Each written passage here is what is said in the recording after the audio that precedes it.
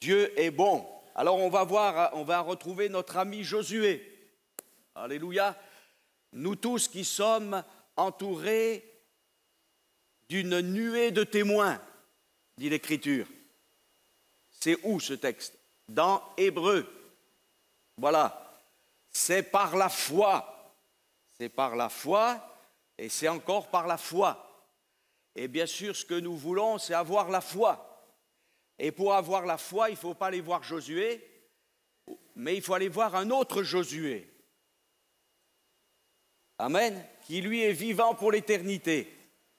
Parce que je vous ai dit dimanche dernier que Yehoshua ou Yeshua, c'est le même prénom. Donc notre Sauveur Jésus et Seigneur Jésus portent le même nom que cet homme qui était l'assistant de Moïse, qui sera le général en chef des armées d'Israël, sous la conduite de Dieu, pour introduire le peuple dans le pays de la promesse, dans le pays de Canaan, pays d'aridité, pays où coule le lait et le miel. Alléluia! Vous avez vu une vache, c'est assez important comme animal. Hein? D'ailleurs, c'est impressionnant quand même. Hein? Voilà. Et puis une abeille. C'est petit, non? Ces deux animaux, on peut prendre le produit qui vient de ces animaux sans les tuer. Pays où coule le lait et le miel. Les Juifs ont pour l'habitude lorsqu'ils veulent faire comprendre à leurs tout petits, à l'âge de 3 ans, que l'Écriture, la Torah, est quelque chose de très important, ils prennent un peu de miel et ils font goûter du miel. Et ils disent, la parole de Dieu, c'est comme du miel. Alléluia, c'est comme du lait, aussi nous dira l'apôtre Pierre. Et c'est vrai que même du lait et du miel mélangés, c'est quand même excellent. Hein? Voilà, et même le lait, on peut avoir de la crème. Et avec la crème, voilà, je suis lyonnais, donc on peut avoir du beurre. Mais pourquoi le Seigneur nous parle-t-il de ces produits? Parce qu'il y a à la fois ce qui est là de la terre, Dieu va nous donner le meilleur. Le lait, il faut commencer avec le lait. Voilà, mais la Bible nous dit aussi que le miel, c'est la connaissance. Alors tout doit être dosé dans l'Écriture. Hein. Voilà, pas que la connaissance, mais aussi la vie de Dieu. En tout cas, rentrer dans un pays extraordinaire. L'une des œuvres particulières du diable, c'est de nous arrêter et de croire que nous avançons. Parfois, nous pensons avancer et nous sommes à la station et nous attendons. On est un peu comme des gens qui attendent qu'il y ait quelque chose qui passe ou qui se passe. Mais la Bible nous dit d'avancer. Et lorsque Dieu a parlé à Abraham, il lui a dit, va-t'en de ton pays, ça c'est la traduction, mais marche pour toi. Il y a une marche pour chaque chrétien. Alléluia. Et pour l'ensemble du peuple de Dieu. On pourrait dire, marchons pour nous, sous la bannière, non pas de Josué, mais de Jésus, le crucifié, ressuscité des morts, qui revient bientôt. Amen. Et il y a encore du territoire à prendre. Amen, nous le verrons, on ne va pas en parler tout de suite. Mais Dieu dira à Josué, je vous donnerai le pays au fur et à mesure. Voilà, afin que les bêtes sauvages ne viennent pas, voilà, que vous soyez trop peu nombreux. Donc, il va donner au fur et à mesure. Le problème, c'est que dès qu'on est un petit peu dans une certaine conquête, on s'arrête.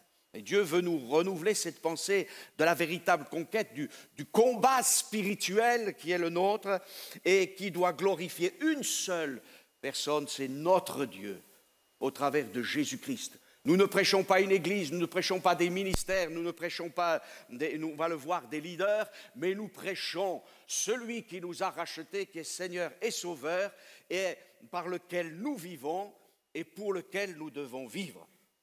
Amen. Alors, il va y avoir, parce que nous savons qu'il y a le livre de Josué, mais nous l'aborderons un petit peu plus tard, verrons les grandes lignes de ce livre de Josué, mais le livre de Josué, c'est la conquête. Josué va succéder à Moïse, mais avant de succéder à Moïse, il y a, j'oserais dire, la formation de Josué. Et cette formation, ce n'est pas tant Moïse qui va la faire, c'est Dieu qui va la faire. Bien sûr, il y a Josué, et c'est ça, cet équilibre qu'il faut avoir. D'ailleurs, là je parle un petit peu de la formation entre guillemets, mais on est toujours un assistant avant d'être un responsable. On commence toujours à servir Dieu avec un homme pour ensuite pouvoir prendre des responsabilités. Et Josué considère comme un immense privilège que de travailler avec Moïse, Aaron et même Our. Ils sont plus âgés que lui. Et surtout, bien sûr, Moïse, il y a une génération de différence et ces hommes sont heureux d'être avec ça. Pourtant, Moïse n'est pas parfait, Aaron encore moins. Et voilà, tous les enfants, tous les plus anciens ne sont pas parfaits, mais ils sont là avec ces hommes. Et surtout aussi, ce que Josué a compris, c'est qu'il faut qu'il commence à être sensible à la présence de Dieu. Amen. Voilà. Vous savez, dans notre monde occidental, aujourd'hui, on dit place aux jeunes. Et moi, je suis tout à fait d'accord. Amen. Mais pas pour éjecter les tout petits, les enfants, les ados et les plus âgés. Toutes les générations doivent être ensemble. Et en fait, les générations, ce que nous appelons génération, vivent dans une même génération. Pas l'oublier. Donc, il va y avoir une éducation de la part de Josué, bien sûr. Et rappelons-nous que ce n'est pas un homme qui forme. Un homme, il peut transmettre des choses. Et Moïse a transmis à Aaron des choses. Moïse a transmis à Josué des choses. Mais c'est Dieu qui forme. Amen. Alors bien sûr, quand Jésus vient, c'est autre chose, parce que lui, il est tout, évidemment. Hein, et il a pris ses disciples. Et vous remarquez qu'il prendra ses disciples. Et qu'est-ce que va faire le Seigneur d'abord? Il va faire les choses tout seul. Voilà, il guérit. Voilà. Et les disciples regardent faire le maître. Ensuite, il va les associer à son ministère, il va les envoyer, il va leur donner pouvoir de faire et d'agir. Mais ils reviennent vers Jésus et qu'est-ce qu'ils font auprès de Jésus? Ils rendent compte. On est dans une société qui ne rend plus compte. Chacun a son service, chacun, voilà, moi je suis capable, pas de problème. Mais non, on doit rendre compte, tout le monde doit rendre compte. Parce qu'un jour, on rendra compte à celui qui est le Père des esprits. Donc, on doit rendre compte. Quand bien même on aura la plus grande responsabilité possible, nous rendons compte. Ça, c'est le système biblique. Et malheureusement, notre système occidental comment dirais-je, de prospérité, entre guillemets, qui n'est qu'une décadence, eh bien, on s'aperçoit qu'il y a tellement de souffrance, c'est que les gens sont livrés à eux-mêmes. On leur dit, vous êtes tous capables de faire des choses, mais ils ne dépendent, finalement, ils pensent dépendre que d'eux-mêmes, mais ils sont esclaves de ceux qui ont triomphé d'eux. Mais notre Dieu a triomphé de nous dans le sens qu'il nous a libérés de l'esclavage du péché. Et je rappelle les textes où David dira, et voilà, « Béni soit l'Éternel, mon rocher, qui exerce mes mains au combat, mes doigts à la bataille. » C'est Dieu qui va former donc David, et j'ai vu un film, bon, vous savez, les films, c'est toujours très romancé, alors on voit David comme un jeune adolescent pas trop capable, et puis les hommes de l'armée d'Israël lui disent, tu sais, il faut que tu apprennes à combattre. J'ai l'impression qu'ils n'ont pas lu la Bible. Parce que lorsque David se présente devant Saül, il lui dit, moi, tu sais, l'ours et le lion, je leur fais leur compte. Mais je leur fais leur compte, non pas parce que c'est parce que je suis exercé au combat avec l'Éternel. Amen. Et il y a cette fameuse expression que nous retrouvons, on la chante parfois, hein, voilà, l'Éternel Tsevaot, hein, Adonai Tsevaot, c'est-à-dire l'Éternel des armées. Amen. Dieu est un Dieu de combat. Amen. Voilà, vous direz, mais ça c'est que dans l'Ancien Testament. Non, c'est dans le Nouveau aussi. Puisque la Bible nous dit que Jésus est venu il a apparu pour détruire les œuvres du diable. Alors voilà, Jésus est un combat, et même il est nommé notre Dieu comme le Dieu héros, le Dieu fort, El Gibor, c'est le combattant. Et ça nous a été rappelé ce matin, pas de victoire sans combat. et Dieu nous associe à son combat, mais il y a une formation. Et nous savons que avant que le tabernacle ne soit construit, Moïse avait mis une tente à part hors du camp, et là il était dans la présence de Dieu, et Josué venait avec Moïse, et quand Moïse sortait de cette tente, eh bien Josué restait dans la présence de Dieu. Josué a été le seul à monter, on va dire à mi-chemin avec Moïse sur la montagne du Sinaï. Et ce qu'on remarque, c'est que Josué ne dit pas, vous savez, moi, il ne dit pas ça. Qu'est-ce que j'ai vécu? Je suis le chouchou de Moïse? Non, pas du tout. Il considère comme un privilège et il se tait. Mais ce qui va être très important, c'est l'esprit, la mentalité que Josué va acquérir dans la présence de Dieu, aux côtés de Moïse. Amen. Alors, parfois, il va être maladroit. Nous lisons ce texte dans Nombre 11. Je l'ai déjà cité dimanche dernier, mais je le rappelle. Il y eut 2 hommes, l'un nommé Eldad et l'autre Médad, qui étaient restés dans le camp et sur lequel l'Esprit reposa, car ils étaient parmi les inscrits, quoiqu'ils ne soient point allés à la tente, et ils prophétisèrent dans le camp.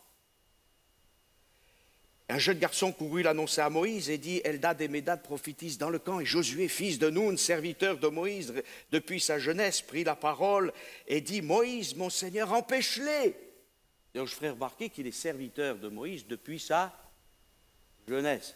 Et ça veut peut-être dire qu'il l'était vraiment depuis sa jeunesse, c'est-à-dire comme à 12-13 ans. Voilà, quand il était commencé à devenir un responsable. Bref. Et il est là, et Moïse lui répondit, es-tu jaloux pour moi? Puisse tout le peuple de l'Éternel être composé de prophètes, et veuille l'Éternel mettre son esprit sur eux.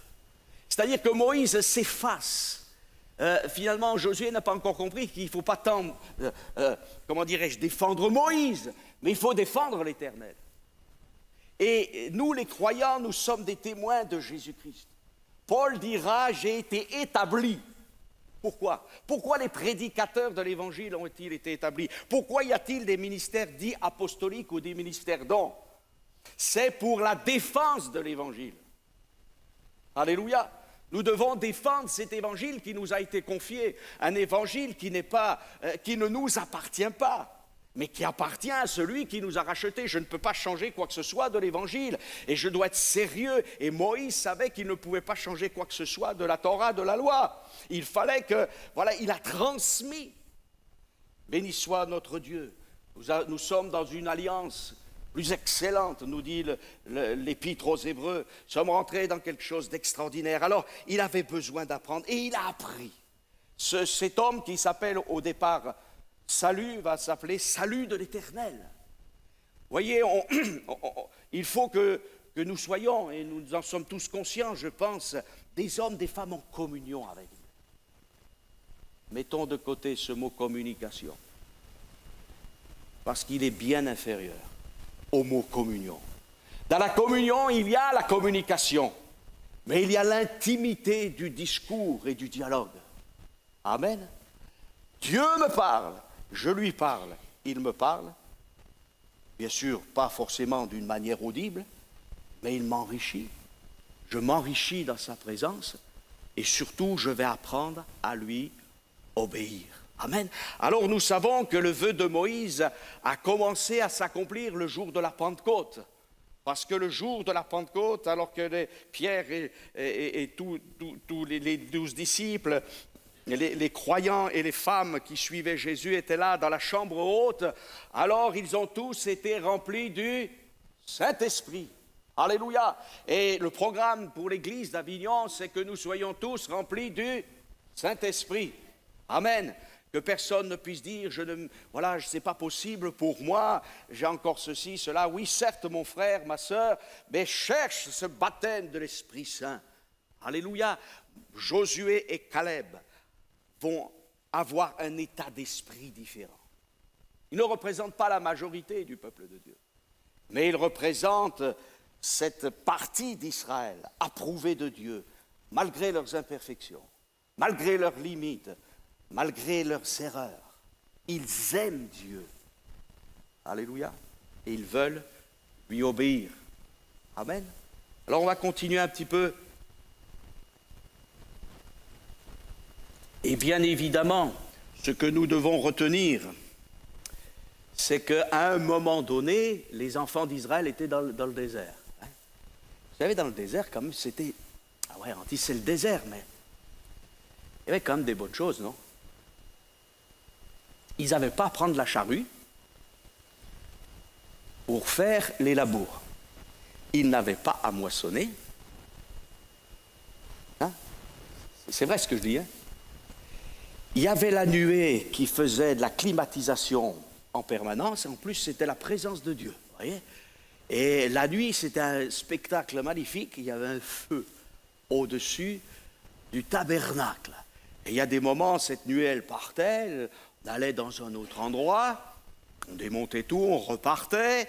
Voilà, il y avait le samedi, donc c'était le temps du repos, on était en famille, on était avec le Seigneur. C'était pas mal, non? Ouais, c'était le désert, mais quand même, Dieu les avait bénis. Ils n'étaient plus en train de pétrir des briques avec de la paille, ils n'avaient plus le coup des fouets des Égyptiens, etc.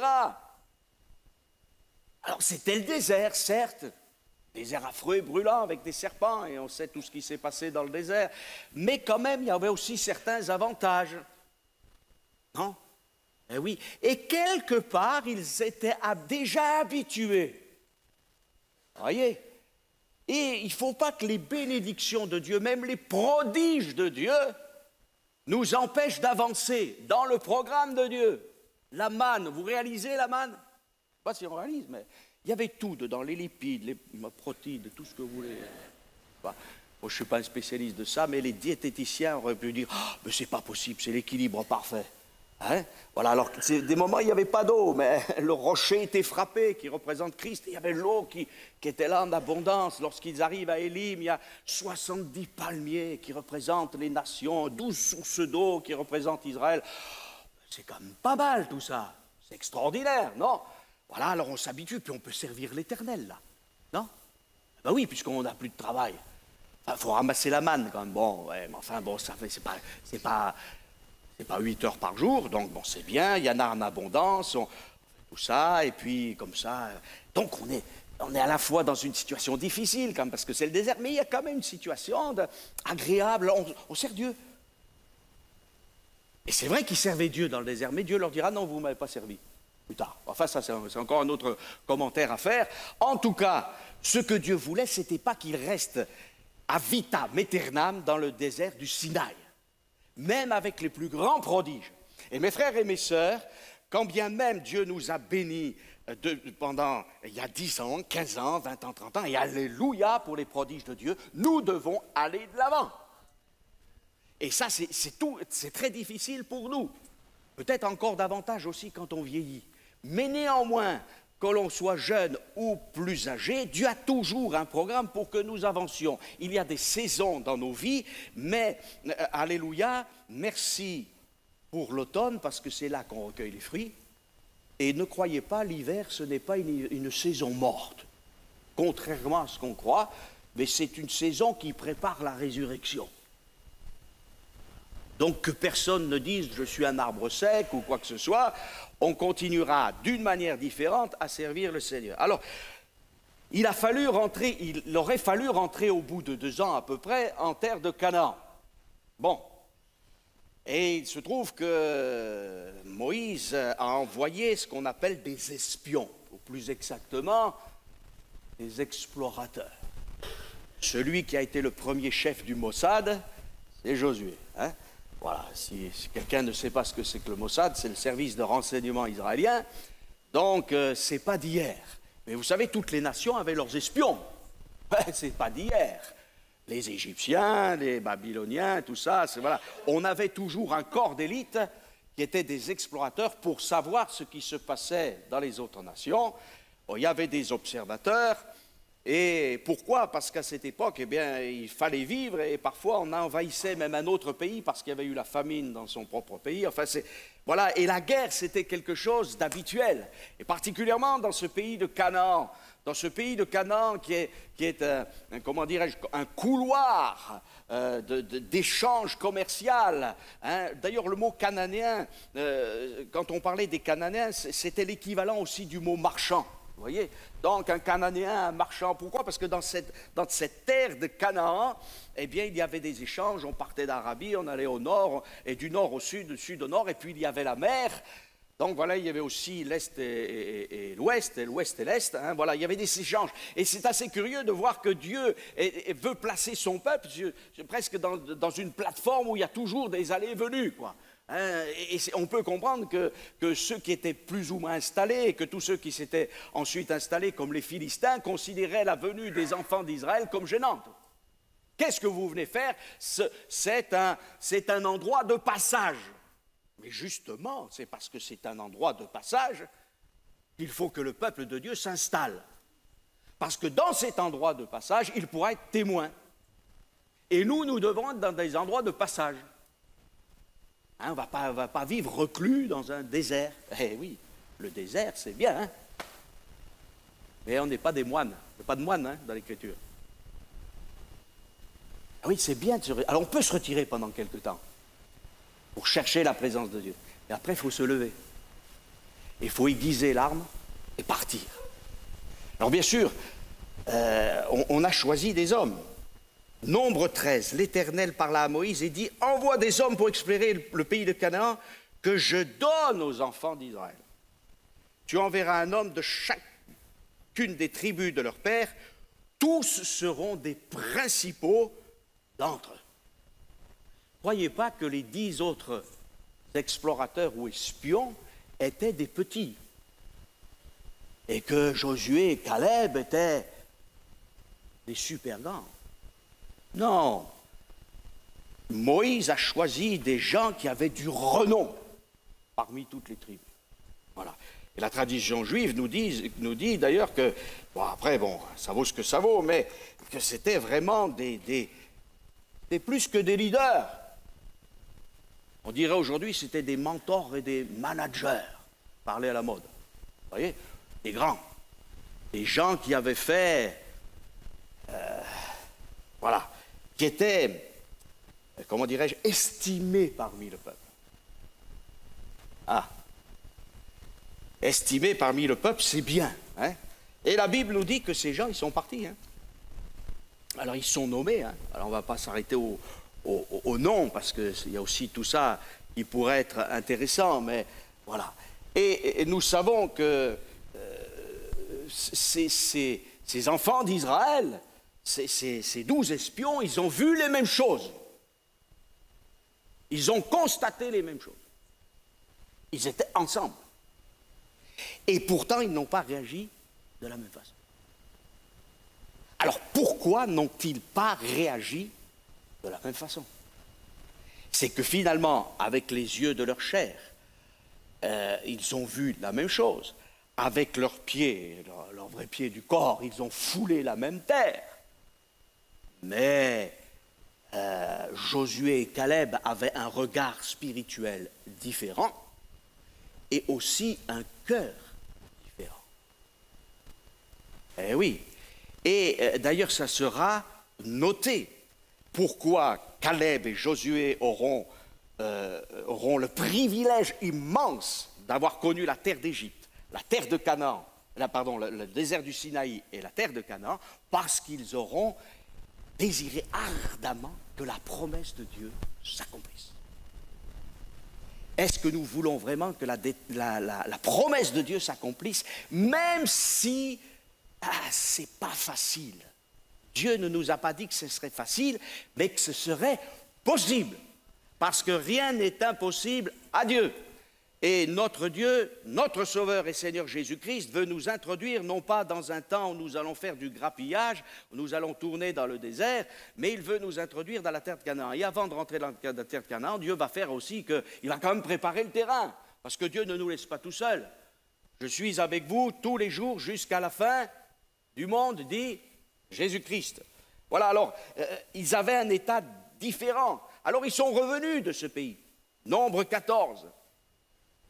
Verset 6, « Et parmi ceux qui avaient exploré le pays, Josué, fils de Nun, et Caleb, fils de Jéphuné, déchirèrent leurs vêtements. » Oula, qu'est-ce qui se passe?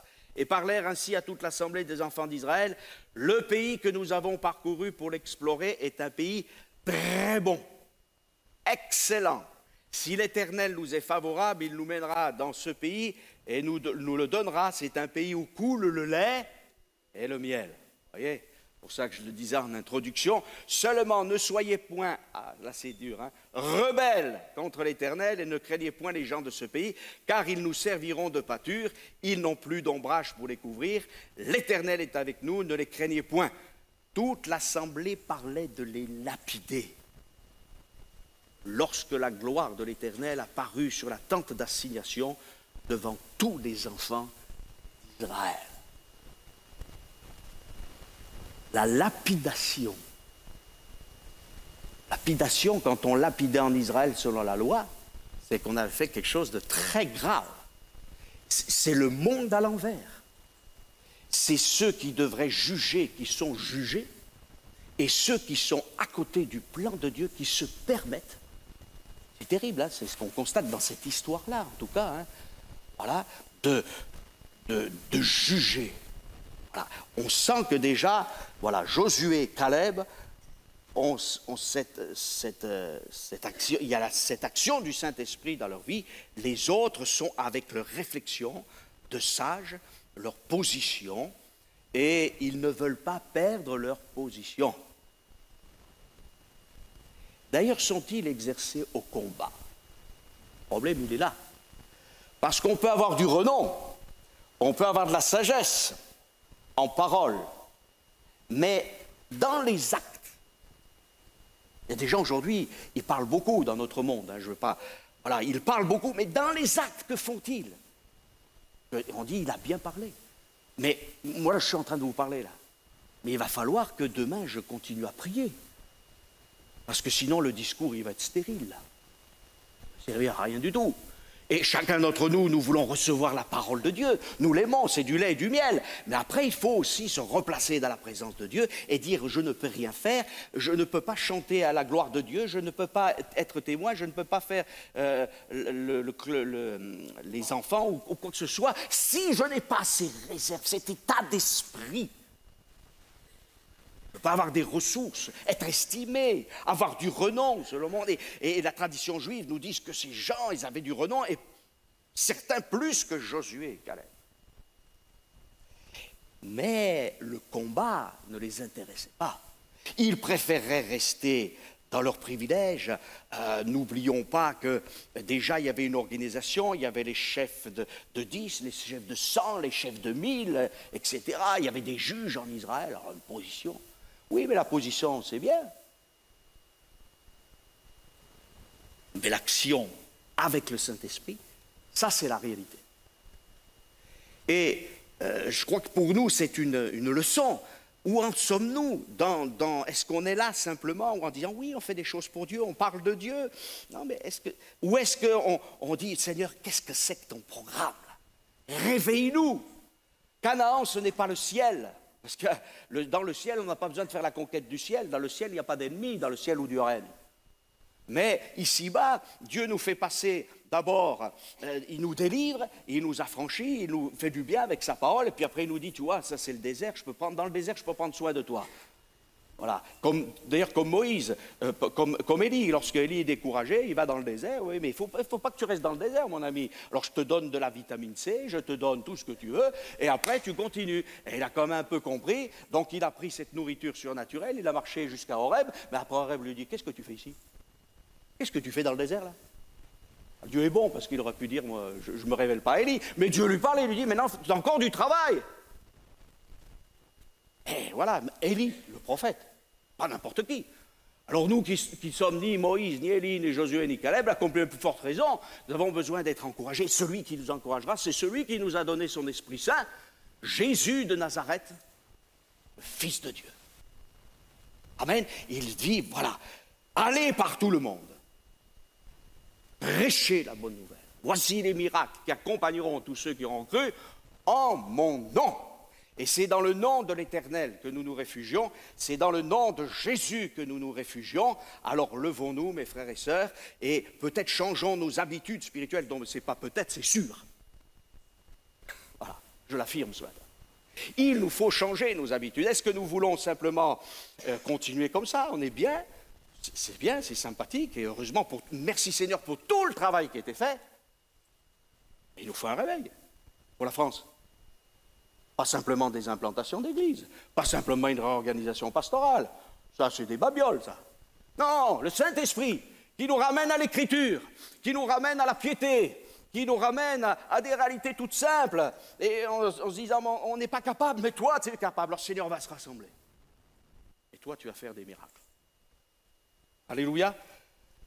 Josué a failli être lapidé. D'accord, hein? Caleb. Ça signifie chien. Pas terrible, hein? Mais il y a un jeu de mots aussi. Et dans le mot Caleb, il y a le mot cœur. Alléluia. Où est ton cœur? Où est-ce que tu es attaché? Caleb, ce n'est pas le chien au sens du chien sauvage.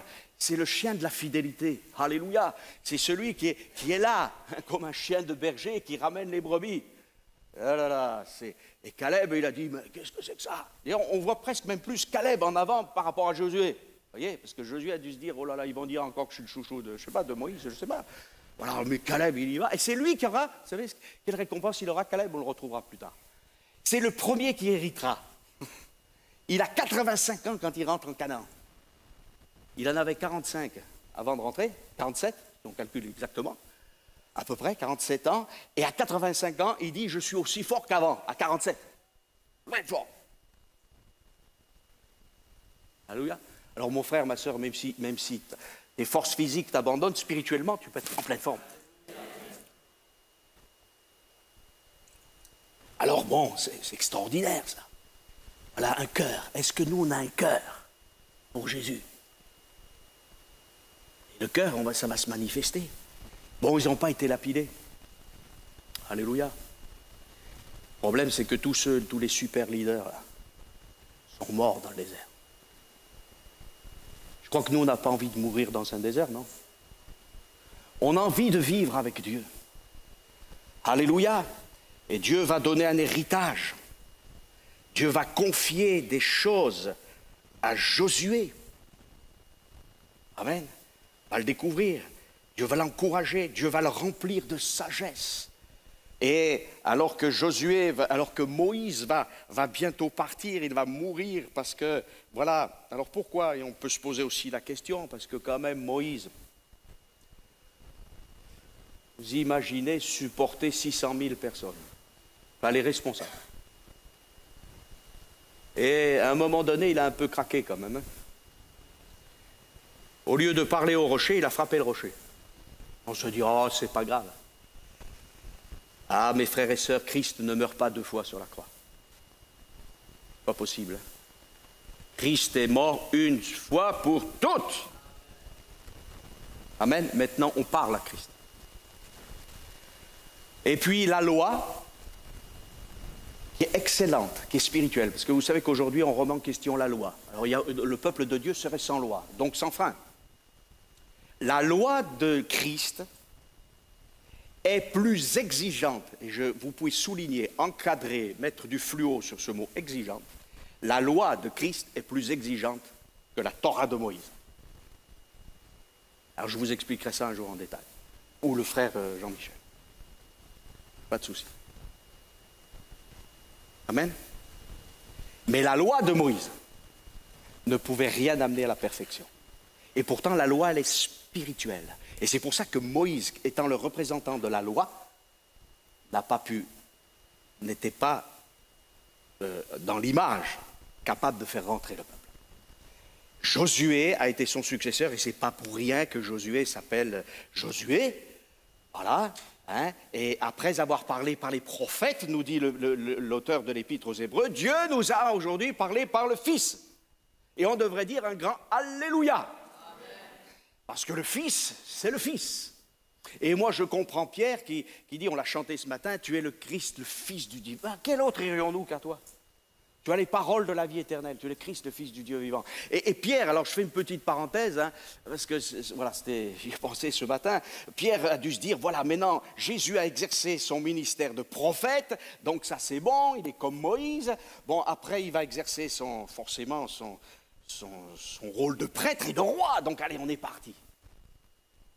Eh oui, mais à Gethsémanée, il n'y a plus personne. Voyez la prière quand même. Alors vous allez me dire, frère, si vous saviez comme c'est difficile la prière. Je ne dis pas que c'est facile. Mais moins on prie, moins on priera.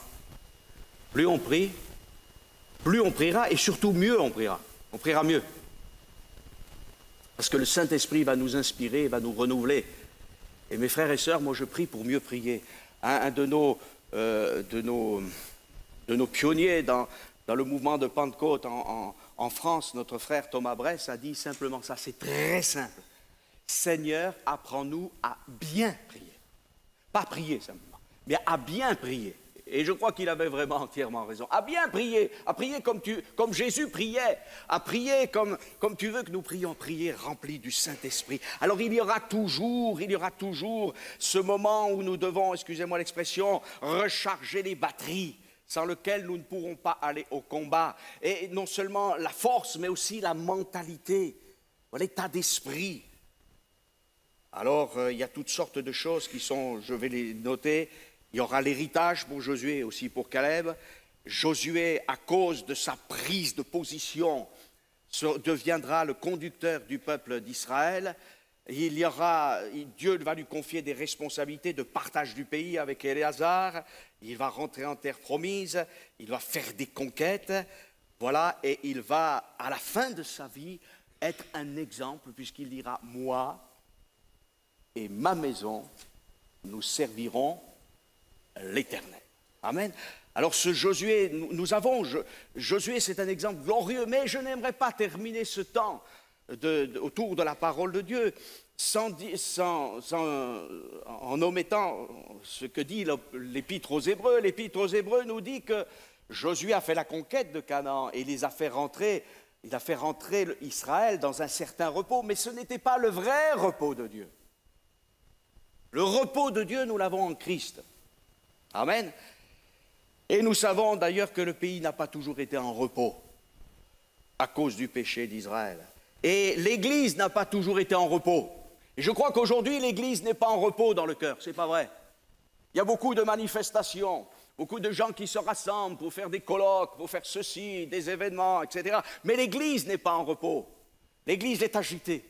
Pourquoi l'Église est agitée?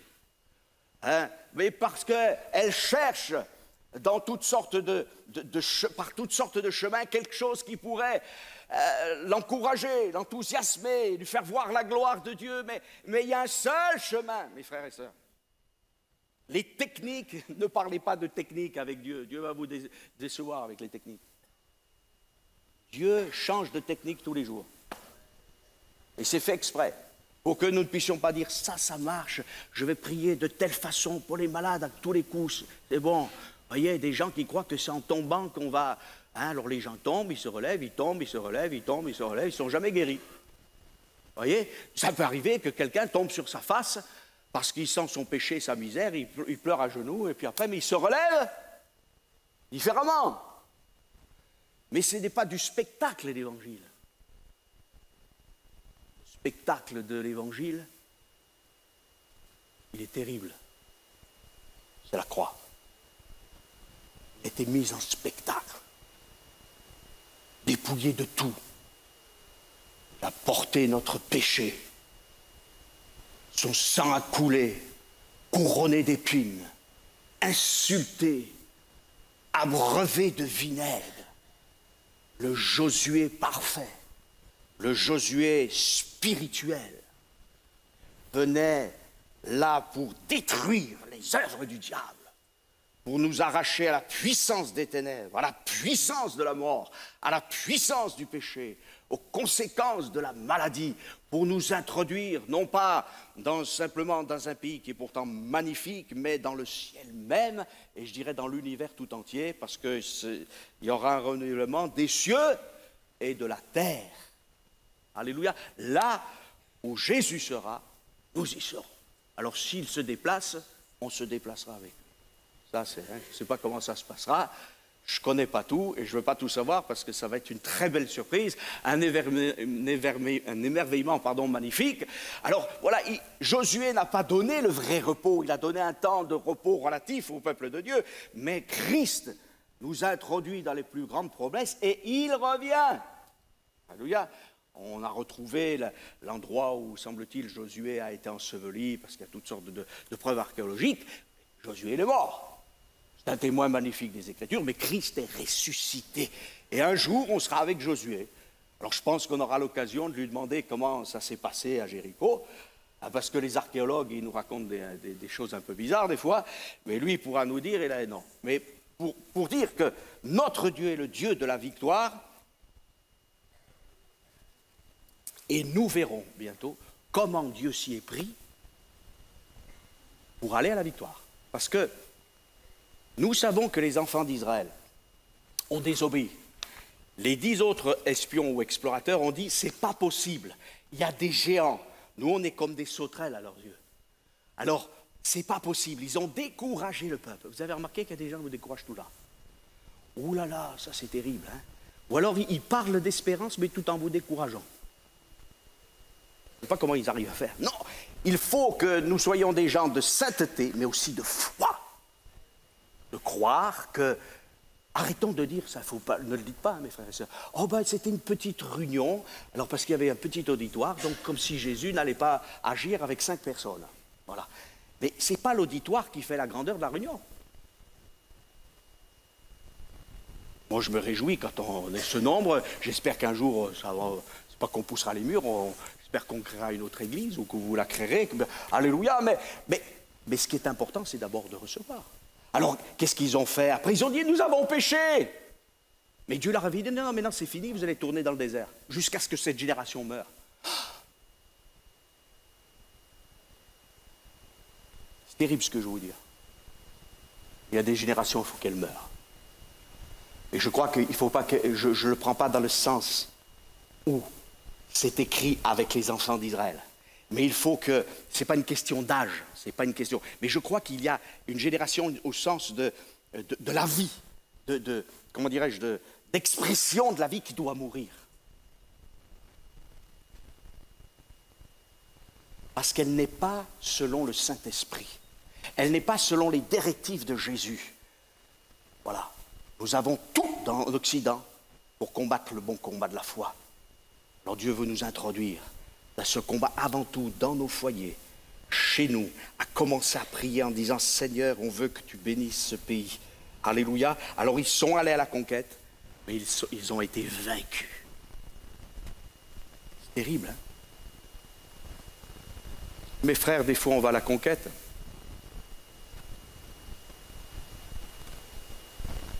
Mais quel fruit portons, nous? On a combattu. Oh, bien sûr, nous, on ne meurt pas. Ils ne sont pas forcément tous morts, mais ils ont été vaincus. Il n'est pas question simplement dans l'œuvre de Dieu de dire « je vais faire quelque chose pour le Seigneur ».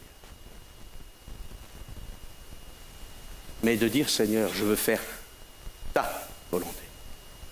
Et ça, et je vais vous dire, c'est pas plus dur, c'est mieux surtout.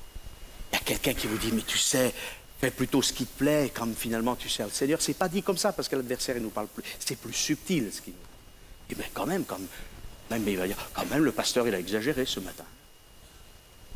Il t'a dit que ce que tu faisais, c'était pas bien. Et je vous ai pas dit ça, moi. N'interprétez pas les choses à l'envers. Mais je dis que très souvent, nous pouvons faire des choses pour Dieu, que Dieu ne nous a jamais demandé, et qui ne portent pas de fruits. Ce qui est important, c'est de se tenir et dire « Seigneur, je veux tenir à tes pieds ». Et je veux le dire en tant que pasteur, moi, des fois, l'adversaire m'a dit « mais t'as pas fait ci, t'as pas fait ça ». Alors maintenant, je suis un peu plus vieux. Donc je dis « écoute Seigneur, j'ai fait ce que j'ai pu, et puis j'ai pas des heures de 48 heures, des jours de 48 heures ». Mais ce qui est important, tous les uns comme les autres, si on peut se remettre en question, sans se condamner, mais en disant « Seigneur, on a travaillé, on t'a aimé, mais Seigneur, surtout, nous voulons que tu travailles avec nous plutôt que nous travaillons pour toi, simplement. » Amen. Et Seigneur, remettre en question ma mentalité de combat, ma mentalité de travail. On ne peut pas travailler sans être dans la communion fraternelle, sans être dans le combat commun de la prière. Et je termine par ça, parce que je le crois de tout mon cœur. Plus cette Église se rassemblera pour prier ensemble, plus elle aura la victoire. Si cette Église persévère chacun dans son coin, ça n'avancera pas. Parce que ce n'est pas moi qui le dis. Ça, ce n'est pas mon discours. C'est le discours de Dieu. Ils étaient tous ensemble, hommes, femmes, enfants, vieillards, handicapés, femmes enceintes. Ils étaient tous ensemble dans le même lieu. Amen. Donc déjà dans le même lieu et tous ensemble en disant, on va être ensemble, Seigneur. Amen. Que Dieu nous bénisse. Et si nous acceptons les conditions divines, si nous nous plaçons dans les conditions divines, nous serons comme des Josué, comme des Caleb, et nous verrons et nous saisirons l'héritage qui est à la gloire de Dieu. Amen.